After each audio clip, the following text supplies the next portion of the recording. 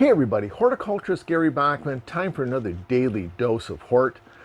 I'm out propagating my Peggy Martin roses this fall, and I just wanted to give you some tips on how I'm doing it, how I'm treating the cuttings, and how hopefully, fingers crossed, I'll have some rooted cuttings later on this fall.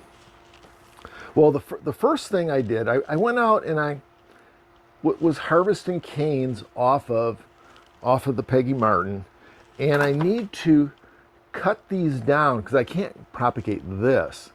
I need to cut it down to like a 6-inch piece with plenty of nodes so we can get some cuttings on it. So let me go ahead and cut this down. I always, on any time I'm cutting multiple cuttings off of a cane like this, I'll go ahead and the bottom side, the side or the end that I want to push into the rooting mix, I want to cut it at an angle so I know which end is which. Because if you stick this end of a cutting into the potting mix, it won't root. So we're going to do this, and I'll cut that, then I'll cut that angle, cut that angle, and cut that. And I think what that does, it gives us a little bit of a variety of kind of the sizes of the stems. And at some point with something like this is too thin. That's just not going to root successfully.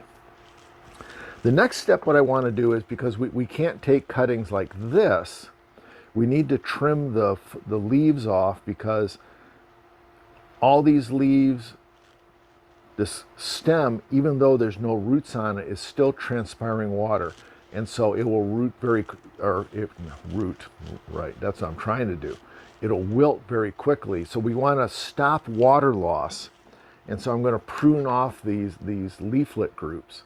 And I could use my coronas or my Felcos, but for something like this, I like to use this little pruner snipper from Farmer's Defense, the same company that I wear my sleeves. I'm wearing the hat today, but we come through here and we prune off. Let me get it so I can see it. And maybe I turn it to the camera a little better. We go ahead and prune it, and then we want a cutting like this, and to really stop transpiration and water loss, I'm going to cut those leaflets in half. Now I'm not going to do all of these other cuttings I've got, because I'm just demonstrating. The next step, what we need to do is we need to apply a rooting hormone. I like Fertilome. This is available at your local independent garden center, and it's a talcum powder mixture with hormone in it that will help the rooting process. And to further help the rooting process, what I want to do is we want to damage or scarify the stem of this cutting, and we could use the little snips like this. I like to use a potato peeler. And we come through here, and I hope I get this on the video right. And we go ahead and damage the side of that cutting, and this is where all those roots are going to form. And go ahead and we'll stick that in the rooting powder, and I'll always want to tap it off so it's not excess. But that gives you a nice coating across that damaged area, and that's where that hormone will stick to that damaged area.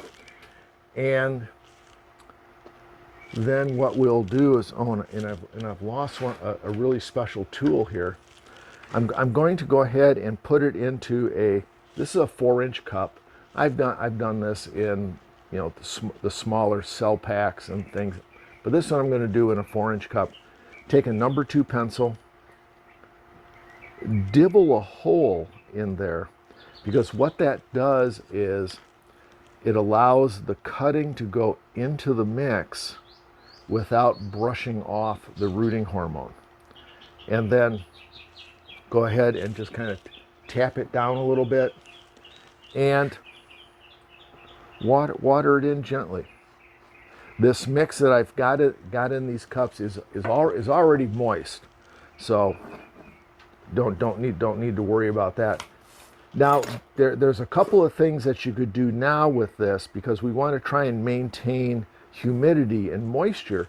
We could put like a Ziploc bag over the top of this, but what I like to do is use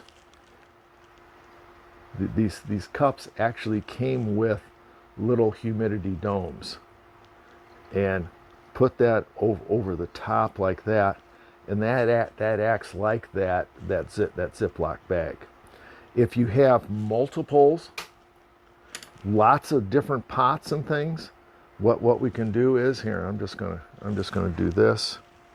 We can use some of the Farmer's Defense, not the Farmer's Defense, they're the snips and my hat and my sleeves, but the Bootstrap Farmer, the 5x5 trays, and use the, not 5x5, excuse me, 10x10 trays, and then the 10x10 humidity dome, which I use extensively for cuttings. I love these because these humidity domes have vents on the top that we can go ahead and close if we need to, and open up if we, once we get some rooting going with the plants. So anyways, that's really as easy as it gets. Now it's just time. Now it's just waiting. This isn't going to happen next week. This is about a 4-week or 5-week project. So you need a little bit of patience, but rooting your own cuttings from your yard, from special plants like the Peggy Martin Rose, is very worthwhile and a great way to multiply the number of plants that you have to either put in your yard or, look, share with your neighbors. So anyways, thanks for joining me. We'll see you next time on another Daily Dose of Hort.